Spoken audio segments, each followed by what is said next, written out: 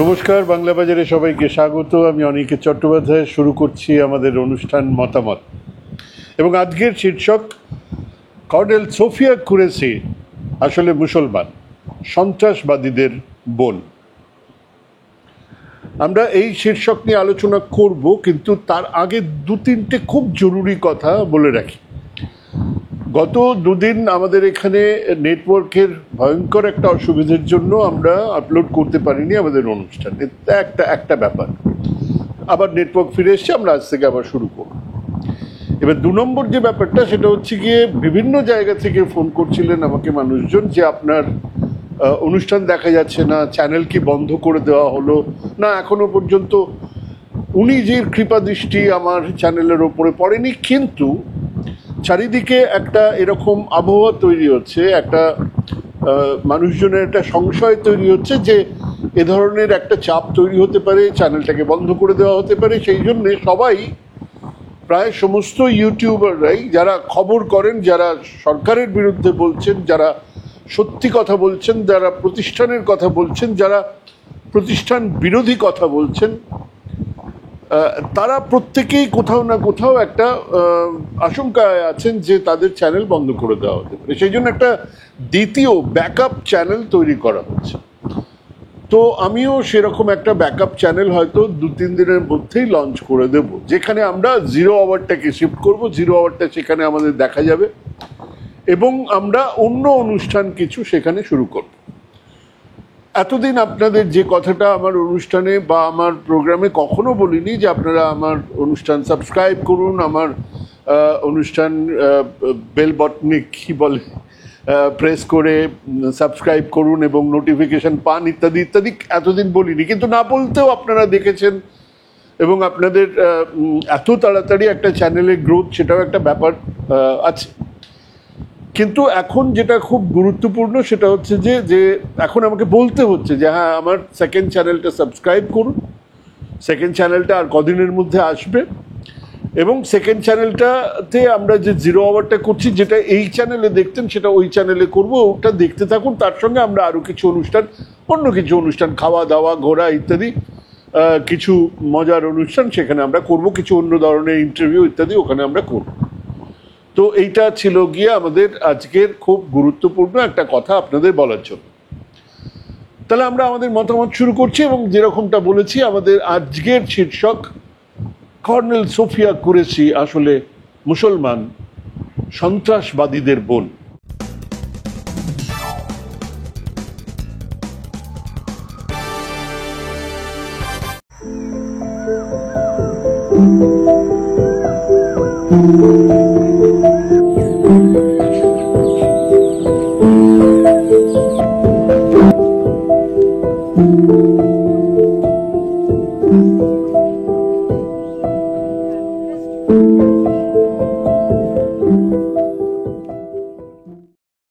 দেশ জুড়ে আরএসএস, বিজেপির তলার সারির কর্মী, সমর্থক, বিশ্ব হিন্দু পরিষদের নেতারা, কর্মীরা, তাদের পেছনে জড়ো হওয়া বাবাজি, মাতাজিরা বিভিন্ন ধর্ম সম্মেলনে, রাস্তার মোড়ে, আড্ডায়, আলোচনায়, সোশ্যাল মিডিয়াতে সংখ্যালঘু মুসলমান বিরোধী এক কুৎসিত প্রচার চালিয়েই যাচ্ছে।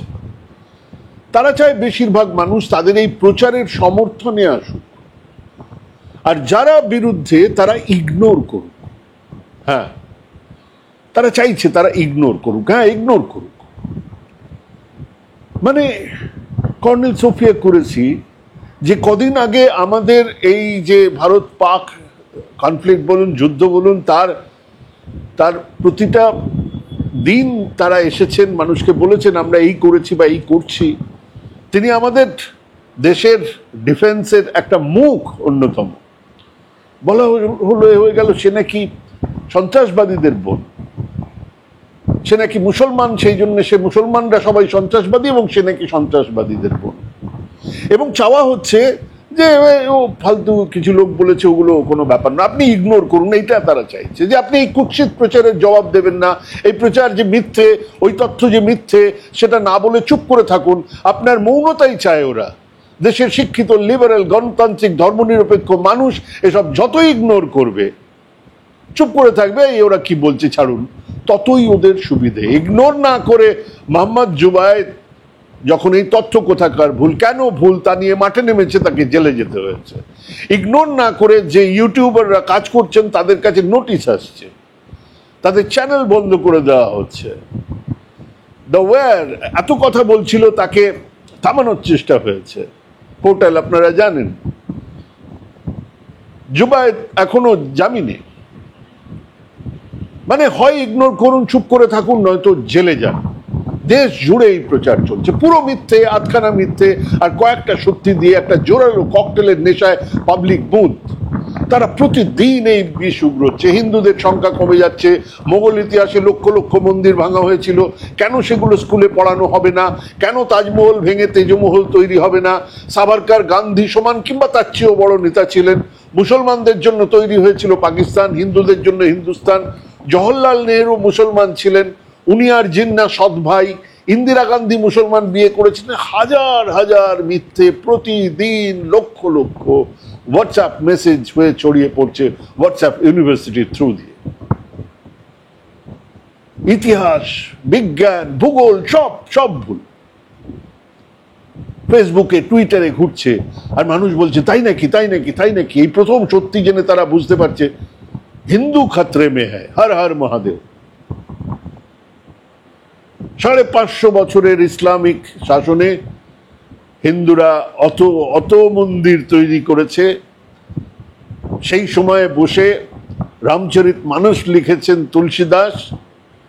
সেই সময় কত শত সাহিত্য তৈরি হয়েছে। তখন হিন্দু খতরে মে ছিল না। এই 14 বছরে মোদিজির শাসনে হিন্দু খতরে মে, এটা তলায় চলছে। সেখানে আরএসএস বিজেপির বড় নেতাদের দেখবেন না, তাদের এক একজন আবার সম্প্রীতির কথাও বলবেন, ভাইচারার কথাও বলবেন। ওপরের স্তরের খেলাটা আলাদা। 2014, 2019, 2024-এ 2014-তে 7, 2019-এ 6 আর 2024-এ একজন, মাত্র একজন মুসলমান প্রার্থীকে দাঁড় করিয়েছিল বিজেপি গোটা দেশে। 542টা আসনে একজন তারা খুঁজে পেয়েছিল, এবং সেই সিটটাও হারবে জেনে কেরালার একটা আসনে। সবাই হেরেছে। কাজেই দেশের 16, 17, 18তম লোকসভায় শাসক বিজেপির একজন সদস্যও নেই, একজন সংখ্যালঘু সদস্যও নেই। রাজ্যসভার বিজেপি সাংসদদের 3 জন ছিলেন মুসলমান, মুখতার আব্বাস নকভি, এমজে আকবর, সৈয়দ জাফর ইসলাম। 3 জনের মেয়াদ ফুরিয়েছে, একজনকেও আবার রাজ্যসভায় ফেরত পাঠানো হয়নি। আপাতত শাসক দলের সাংসদদের একজনও মুসলমান নয়, দেশের প্রতি 7 জনের একজন মুসলমান। এটা মাথায় রাখুন। এরপর আসুন উত্তরপ্রদেশ। 2017, 2022 বিপুল সংখ্যাগরিষ্ঠতা নিয়ে ক্ষমতায় এসেছে বিজেপি। জেতা ছেড়ে দিন, দুবারই একজন মুসলমান প্রার্থী দাঁড় করায়নি মোদী, শাহ, যোগী। মাথায় রাখুন, উত্তরপ্রদেশে প্রতি 5 জনের একজন হলেন মুসলমান। আসুন অসমে। 2016, 2021 মিলিয়ে 17 জন মুসলমান প্রার্থী দাঁড় করানো হয়েছিল, একজন মাত্র জিতেছিল, সেটা 2016-তে। 2021-এ হিমন্ত বিশ্ব শর্মার সরকারে একজন মুসলমানও নেই। অসমে জনসংখ্যার প্রতি 3 জনের একজন হলেন মুসলমান। এই বাংলায় বিজেপির একজন মুসলমান বিধায়ক নেই। থাকবেন কি করে? বিরোধী দলনেতা শুভেন্দু অধিকারী বলছেন মুসলিম বিধায়কদেরকে চ্যাংদোলা করে ছুড়ে বিধানসভার বাইরে ফেলে দেবেন। উনি কোনোদিন সেটা পারবেন না, উনি কোনোদিন ক্ষমতা আসতে পারবেন না, সেগুলো পরের কথা। কিন্তু বলছেন আমাদের রাজ্যে প্রতি 3 জনের মধ্যে একজন মুসলমান সংখ্যালঘু, আমাদের সহনাগরিক। রাষ্ট্রপতি, উপরাষ্ট্রপতি, সেনাবাহিনী প্রধান, না একজনও মুসলমান নেই। আগে তো ছিল। 76 জন মন্ত্রী আছে মোদীজির, একজনও মুসলমান নেই। মোদী সরকারের অধীনে 87 জন সচিব আছে, কি ভাগ্য তাদের 2 জন মুসলমান। মানে খুব পরিষ্কার, 87 জন সেক্রেটারি লেভেলে 2 জন মাত্র সংখ্যালঘু মুসলমান। মানে খুব চাপ, খুব পরিষ্কার। তলায় চাপে রাখবো, ভয়ে থাকবে মুসলমান সমাজ, আর ওপরে ক্ষমতার ভাগিদারি দেব না। দেশের 16% মানুষ, 17% মানুষ ক্ষমতার বৃত্তের বাইরে। কেন না তারা মুসলমান।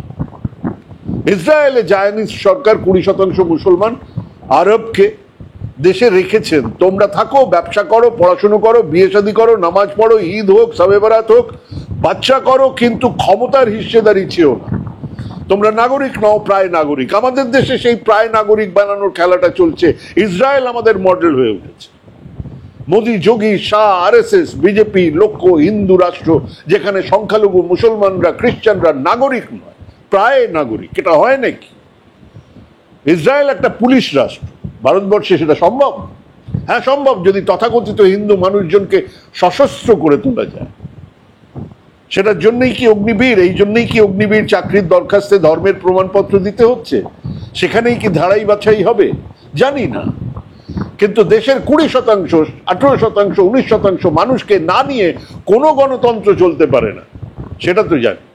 সবে যুদ্ধ শেষ হলো, পাকিস্তান ভারতের, সেই আবহে মধ্যপ্রদেশের মাহুতে একটা সরকারি অনুষ্ঠানে মঞ্চে উপস্থিত ছিলেন কোনো নকড়া চকড়া বিজেপি নেতা নয়, ছোটখাটো কেউ নয়, মুখ্যমন্ত্রী মোহন যাদব সরকারের মন্ত্রী, ক্যাবিনেট মন্ত্রী এবং 8 বারের বিধায়ক বিজয় শাহ। প্রথমে তো প্রধানমন্ত্রী নরেন্দ্র মোদী জয়গান করলেন, দেশ কো বাঁচা লিয়া ইত্যাদি ইত্যাদি। সেনাবাহিনীকে উन्होंने নেতৃত্ব দিয়ে, মানে উনি সেনাবাহিনীটাকে চালিয়েছেন, গোছের একটা ব্যাপার। তারপরে এই পর্যন্ত মেনে নেওয়া যায়, ঠিক আছে ঠিক আছে। তারপরে তিনি কর্নেল সোফিয়া কুরেশি প্রসঙ্গে চলে আসেন, ছাপার বা মুখে বলা যায় না এরকম আপত্তিকর ভাষা দিয়ে বলতে থাকেন মোদিজির স্ট্র্যাটেজির কথা। তিনি অনায়াসে বলেন, যারা আমাদের মেয়েদের সিঁদুর মুছে দিয়েছিল, সেই কোট আন কোট কাটা ছাঁটা লোকেদের আমরা তাদের বোনকে পাঠিয়ে দিয়ে আমাদের অকাত বুঝিয়ে দিয়েছি, উচিত শিক্ষা দিয়েছি। এখানেই থামেননি, বললেন মোদিজি তো নিজে কাপড় খুলতে পারেননি, তাই তাদের সমাজের বোনকে পাঠানো হয়েছিল। এই বার্তা দিয়ে যে তোমরা যদি আমাদের বোনদের বিধবা করো, তবে তোমাদের সমাজের বোনকে পাঠিয়ে আমরা তোমাদের নগ্ন করে ছাড়বো। মন্ত্রী বিজয় শাহ, ক্যাবিনেট মন্ত্রী বিজয় শাহ যা বলছেন তার স্পষ্ট মানে হলো কর্নেল সোফিয়া কুরেশি আসলে সন্ত্রাসবাদীদের বোন। আর এটা হচ্ছে আমাদের, মানে মোদিজির, আমাদের বোনেদের সিঁদুরের বদলা নেওয়ার অপারেশন সিঁদুর একটা স্ট্র্যাটেজি। এই কদিন আগেই যে কর্নেল সোফিয়াকে দেশের সামনে এক রোল মডেল হিসেবে অপারেশন সিঁদুরে এক ধর্মনিরপেক্ষ চেহারা দিয়ে শুধু দেশ নয় সারা বিশ্বে যে ছবি তুলে ধরার চেষ্টা হলো, তা নাকি আসলে ছিল মোদিজির কাঁটা দিয়ে কাঁটা তোলার একটা স্ট্র্যাটেজি। এবং এটা কি একটা বিচ্ছিন্ন ঘটনা? হঠাৎ করে এক ক্যাবিনেট মন্ত্রী কথা বলে ফেললেন? না, এই একই কথাই কি সংসদে বসে ওই ডিগ্রি দুবে বলেনি? বিজেপি কোনো পদক্ষেপ নিয়েছিল নিশিকান্ত দুবের বিরুদ্ধে? মনে আছে, দেশকে গদ্দারও কো গোলি মারো সালোকো, দেশের সমস্ত মুসলমান মানুষজন গদ্দার, তারা লড়েনি, স্বাধীনতা সংগ্রামে যায়নি। একটা বিশ্বাসঘাতকের দল এই সমস্ত কথা বলেছে। বিজেপি একটা কথাও তখন বলেছে, নাগপুরে নাথুরাম গডসের মন্দির হয়েছে, জাতির পিতাকে গুলি করে মারা একটা খুনি, একটা বর্বর, তার পুজো করছে। বিজেপি কিছু বলেছে? বলেনি। বিজেপি আরএসএস এর রাজনীতি আসলে এক ধরনের প্রাতিষ্ঠানিক সংখ্যালঘু বিদ্বেষ, এক ঘৃণার ভিত্তির ওপরে বসানো আছে, যা আরএসএস তাদের দর্শন। তারা তো খুব পরিষ্কার বলে দিয়েছে, আমাদের দেশের নাগরিক তারাই যারা এই দেশকে পিতৃভূমি, কর্মভূমি এবং পুণ্যভূমি হিসেবে মানেন। কেবল পিতৃভূমি এবং কর্মভূমি হলে চলবে না, পুণ্যভূমি অর্থাৎ এই দেশেই আপনার সব থেকে বড় পুণ্যস্থানটা থাকতে হবে। কাবা কিংবা বেথলেহেম কিংবা ভ্যাটিকান চার্চ হলে হবে না, বলে দিয়েছে পরিষ্কার। আর আমাদের মতন অজ্ঞেয়বাদী নাস্তিকদের তো আর জায়গাই নেই। অথচ আমাদের দেশে চার্বাক, যিনি ঈশ্বরের অস্তিত্বে বিশ্বাস করতেন না, তাকে মহর্ষি বলা হয়েছে। আরএসএস এর এটা দর্শন, যেখানে একজন সেনাকর্মী, একজন কূটনীতিক, এমনকি একজন শহীদের স্ত্রীকে ধর্মীয় পরিচয়ের কারণে সন্দেহের চোখে দেখা হচ্ছে। এই ঘৃণার রাজনীতির প্রতিচ্ছবি আমরা দেখতে পাচ্ছি বিজেপি মন্ত্রী বিজয় শাহের মন্তব্য। বিদেশ সচিব বিক্রম মিস্ত্রির পরিবারকে টার্গেট করার মধ্যে, কিংবা শহীদ নৌসেনা অফিসারের স্ত্রী হিমাংশী নারওয়ালে তাকে ট্রেলিং এর মধ্যে চেহারা দেখে আমরা বুঝতে পারছি। এই ঘটনাগুলো বলে দিচ্ছে কতটা গভীরে প্রবেশ করেছে এই বিদ্বেষ। আচ্ছা, বিজয় সিং কি এই প্রথম এই ধরনের কথা বললেন? না, 2018 সালে শিক্ষক দিবসের এক অনুষ্ঠানে বলেছিলেন, যারা হাততালি দেননি তারা পরের জন্মে বাড়ি বাড়ি গিয়ে হাততালি দেবে। ভাবুন, তার আগেও তিনি স্কুলে জয় হিন্দ না বললে হাজিরা বাধ্যতামূলক নয় বলে জানিয়ে দিয়েছিলেন এবং সরাসরি হুমকি দিয়েছিলেন, যারা জয় হিন্দ বলবে না তাদের ভোপাল এনে বুঝিয়ে দেবো বলেছিলেন। আসলে হেড স্পিচ দেওয়াটা কেবল ওনার নয়, এটা বিজেপির নেতা কর্মীদের অভ্যেস। বিক্রম মিস্ত্রি ভারতের বিদেশ সচিব, ভারত সরকারের সিদ্ধান্ত তিনি সাংবাদিকদের সামনে জানিয়েছেন মাত্র, একজন অফিসার। ভারত সরকার যা ঠিক করেছে সেটা জানিয়েছে, কার সঙ্গে বসে কোথায় বসে তারা যুদ্ধবিরতি ঠিক করেছেন, কার ব্যবসা বাঁচানোর জন্য, আদানির আম্বানির, মোদিজির ব্যাপার সেটা আলাদা আলোচনা। কিন্তু বিক্রম মিস্ত্রি তিনি বিদেশ সচিব, তাকে যা বলা হয়েছে সেটা তিনি বলবেন। তার যুদ্ধবিরতি ঘোষণার পরে সোশ্যাল মিডিয়াতে মিস্ত্রিকে নিশানা বানানো শুরু হলো। মিস্ত্রিকে ট্রোলাররা তার ব্যক্তিগত জীবন, তার পরিবার, এমনকি তার মেয়েকে আক্রমণ করছে। এই ট্রোলিং এর শুধুমাত্র সমালোচনা নয়, একেবারে হেড স্পিচ। ট্রোলাররা এই বিক্রম মিস্ত্রির এক্স অ্যাকাউন্ট থেকে তার 2015 সালের একটা পুরনো ছবি খুঁজে বার করে, যেখানে তিনি তার মেয়ের সঙ্গে একটা সেলফি শেয়ার করেছিলেন, আর সেই প্রধানমন্ত্রীকে সেটা ট্যাগ করেছিলেন, সেটাকে বার করেছে। সেই পোস্টে কুৎসিত অভদ্র মন্তব্য করা হচ্ছে। আর তারপরে নরেন্দ্র মোদী কিছু বলেছেন? না, বলেননি। বিজেপি নেতা মন্ত্রীরা কিছু বলেছেন? একটা কথা বলেননি। সেই সমস্ত টুইটারদের অনেকে মোদীজিকে ফলো করে, আবার এদের আবার কাউকে কাউকে মোদীজি নিজে ফলো করছে। এই হামলা সমস্ত সীমা ছাড়িয়ে যায়, যা পরে বিক্রম মিস্ত্রিকে তার সোশ্যাল মিডিয়া অ্যাকাউন্টটাকেই প্রাইভেট করতে হয়েছে। তিনি করে দিয়েছেন, কি করবে? রাজনৈতিক সামাজিক পরিবেশ এই মুহূর্তে এমন জায়গায় পৌঁছেছে যেখানে মুসলিম নাম দেখলেই তাকে দেশদ্রোহী, জিহাদি বা পাকিস্তানের চর বলে চিহ্নিত করা হচ্ছে, তা সে যেই হোক না কেন। সেনাবাহিনী কর্নেল থেকে বিদেশ সচিব থেকে শহীদ নৌসেনার স্ত্রী যেই হন না কেন, 22 এপ্রিল জম্মু কাশ্মীরের পাহেলগাম জঙ্গি হামলায় ভারতীয় নৌবাহিনীর অফিসার বিনয় নারওয়াল শহীদ হন, তাকে গুলি করে মারা হয়। সেই শোকের মধ্যে তার স্ত্রী হিমাংশী নারওয়াল সংবাদ মাধ্যমে বলেছিলেন, আমার স্বামী দেশের জন্য প্রাণ দিয়েছেন, আমি চাই না ভারত পাকিস্তান যুদ্ধ হোক, যুদ্ধ কোনো সমস্যার সমাধান নয়। মানুষের মতন কথা বলেছেন তিনি, একজন মানুষের মতন কথা বলেছিলেন, কিন্তু সেটা তো এই ঘৃণা ছাড়ানো মেশিনের সঙ্গে খাপ খায় না। কাজেই শুরু হয়ে গেল ট্রোলিং এর ঝড়। তাকে দেশদ্রোহী, পাকিস্তান পন্থী, দেশের শত্রু বলা হতে শুরু করলো। আরো ভয়ঙ্কর হলো, তার পুরনো ইনস্টাগ্রাম প্রোফাইল ঘেটে কিছু মুসলিম বন্ধুদের সঙ্গে তোলা ছবি ছড়িয়ে দেওয়া হলো চতুর্দিকে। দেখুন কারা কারা কারা এর বন্ধু, বোঝাই যাচ্ছে ওনার চোখ আর মন কোথায়। ভাবা যায় এদেশে যেখানে একজন শহীদের স্ত্রী, যার ব্যথার কুল কিনারা নেই, যে ভার সহ্য করা কঠিন, সেখানে ট্রোলের হাত থেকে রেহাই না মেলে, তাহলে এদেশের সমাজ ও রাজনৈতিক সংস্কৃতি কোন দিকে যাচ্ছে তা ভাবলে ভয় লাগে। কোন পৃথিবী রেখে দিয়ে যাচ্ছি আমরা? এই ঘটনা তো কেবল হিমাংশীর অপমান নয়, বরং ভারতীয় সেনার ত্যাগকে এরকম অবজ্ঞা করা, যেখানে বিজেপি নিজেকে অসম্ভব জাতীয়তাবাদী বলে দাবি করে, ঠিক সেইখানেই তাদের আচরণ দেশদ্রোহীদের চেয়েও খারাপ। এ ধরনের ঘটনাগুলো, এ ধরনের ঘৃণা ছড়ানোর প্রবণতা কেবল যে একটা বিভাজনের রাজনীতি উস্কে দিচ্ছে তা নয়। আরে সেনাবাহিনীর মতন সংবেদনশীল রাষ্ট্রীয় প্রতিষ্ঠান তার বিশ্বাসযোগ্যতাকে কাঠগড়ায় তুলে দিচ্ছে। আর সবচেয়ে বিপজ্জনক দিক হলো, এগুলোর একটাও বিচ্ছিন্ন ঘটনা নয়, একটাও এরকম নয় যে কেউ একজন বলে দিয়েছে। একজন নেতা করছে, একজন মন্ত্রী করছে, তাও নয়। এটা আরএসএস, বিজেপির ডিএনএ, এটাই তাদের আদর্শ। আজকের ভারতবর্ষে কোনো সংখ্যালঘু নয়, যে কোনো প্রগতিশীল, যারা শান্তি চায়, সদ্ভাবনার কথা বলে, ধর্মনিরপেক্ষতার কথা বলে, তাকেই ট্রোল করা হবে, হুমকি দেওয়া হবে, শারীরিক নিগ্রহের মুখে পড়তে হবে।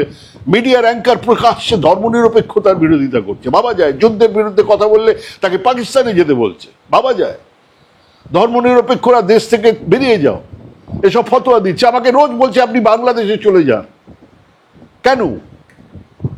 কি অপরাধ করেছে? আর তারপরেও তারা অনায়াসে এই দেশেই চলে ফিরে বেড়াচ্ছে। আর এগুলো যত বাড়ছে তত এক অদ্ভুত প্রবণতা দেখছি আমরা। এর ফলে এক ধরনের আত্মনিয়ন্ত্রণের সংস্কৃতি গড়ে উঠছে। সেলফ রেস্ট্রিকশন, থাক না বাবা, আমি এর মধ্যে নিজেকে জড়াবো না। হ্যাঁ, মানুষ নিজেদের নিরাপত্তার কথা ভেবে মুখ বন্ধ রাখছে। আজকে ভারতে সংখ্যালঘু বিদ্বেষ শুধু রাজনৈতিক কৌশল নয়, একটা রাষ্ট্রীয় চরিত্র, একটা স্টেট ক্যারেক্টার তৈরি হয়ে গেছে। বিজেপি, আরএসএস, মোদিজির নেতৃত্বেই ঘৃণা শুধুমাত্র নির্বাচনী প্রচারের উপায় নয়, আর বরং তা এক অনেক বড় সংস্কৃতিগত মনস্তাত্ত্বিক যুদ্ধ, একটা কালচারাল সাইকোলজিক্যাল ওয়ারফেয়ার চালাচ্ছে তারা। তাদের বিরুদ্ধে যুদ্ধ করতে হবে। এর অংশ, যার উদ্দেশ্য হলো এক জাতি, এক ধর্ম, এক ভাষা আর একচ্ছত্র আধিপত্য কায়েম করা। এক কথায় যদি বলতে হয় দেশের আর 5টা দলের সঙ্গে বিজেপির ফারাকটা ঠিক কোথায়, তাহলে তার উত্তর হলো বাকি 5 কেন? সংসদীয় গণতন্ত্রে বিশ্বাস করা বাকি সব দল, দেশের সংবিধান, দেশের স্বাধীনতা আন্দোলন, দেশের ঐতিহ্য, দেশের ধর্মনিরপেক্ষ চরিত্র নিয়ে যা ভাবে, বিজেপি তা ভাবে না। বিজেপির কাছে স্বাধীনতা আন্দোলনের কোনো অর্থ নেই, কারণ তাদের পূর্বসূরীরা কেউ কেউ স্বাধীনতা আন্দোলনের সঙ্গে বিশ্বাসঘাতকতা করেছে, বাকিরা স্বাধীনতা আন্দোলনে অংশগ্রহণ করেননি, আরএসএস এর নির্দেশ মেনেই হাত মিলিয়েছিলেন ইংরেজদের সঙ্গে। তীব্র ঘৃণা গান্ধী, নেহেরু, কংগ্রেসের জন্য, কমিউনিস্টদের সঙ্গে শত্রুতা, ধর্মনিরপেক্ষতা কোনোদিন তাদের সিলেবাসে ছিল না। তারা সংবিধান সভায় যোগ দেননি, সংবিধান প্রণয়নে তাদের কোনো ভূমিকা নেই, তীব্র মুসলমান বিরোধিতা ছিল তাদের দর্শনের ভিত্তি। স্বাভাবিকভাবে সেই ঐতিহ্যকে বিজেপি বহন করে চলেছে। সংঘ পরিবারের প্রত্যক্ষ নির্দেশে সেই দর্শনকে তারা আঁকড়ে ধরেছে। সেই দর্শন মেনে তারা গান্ধী, নেহেরুকে বিশ্বাসঘাতক বলে, গান্ধী হত্যাকারী নাথুরাম গডসেকে পুজো করে। সেই দর্শন মেনে তারা ইংরেজদের কাছে মুচলেকা দিয়ে জেল থেকে বের হওয়া সাভারকারকে তাদের গুরু হিসেবে মান্য করে। সেই দর্শন মেনেই দেশের ধর্মনিরপেক্ষতাকে অস্বীকার করে। সেই দর্শনকে সামনে রেখেই তারা হিন্দু রাষ্ট্রের ছক কষে সেই একই দর্শনের ভিত্তিতে মুসলমানদের এদেশের নাগরিক হিসেবে মানতে চায় না, তাদেরকে এদেশে থাকতে হলে হিন্দু নিয়ম নীতি রীতি মেনে চলার ফতোয়া দেয়। আর তাই এই পরিস্থিতিতে আমাদের দেশের নাগরিক সমাজের দায়িত্ব হলো এই বিদ্বেষের রাজনীতির বিরুদ্ধে হাতে হাত ধরে দাঁড়ানো। ধর্ম নয়, আমাদের মূল্যায়ন হোক, আমাদের কাজ মানবতা বোধ দিয়ে। রাষ্ট্রকে হতেই হবে সংবিধান প্রণেতা ভীমরাও আম্বেদকরের স্বপ্নের মতো, যেখানে ন্যায়, স্বাধীনতা, সাম্য, ভ্রাতৃত্ব শুধুমাত্র কটা শব্দ নয়, এক বাস্তবতা। ভাবুন, ভাবতে থাকুন, ভাবা প্র্যাকটিস করুন। ভালো থাকবেন, সুস্থ থাকবেন। আজ এখানেই শেষ করছি। নমস্কার।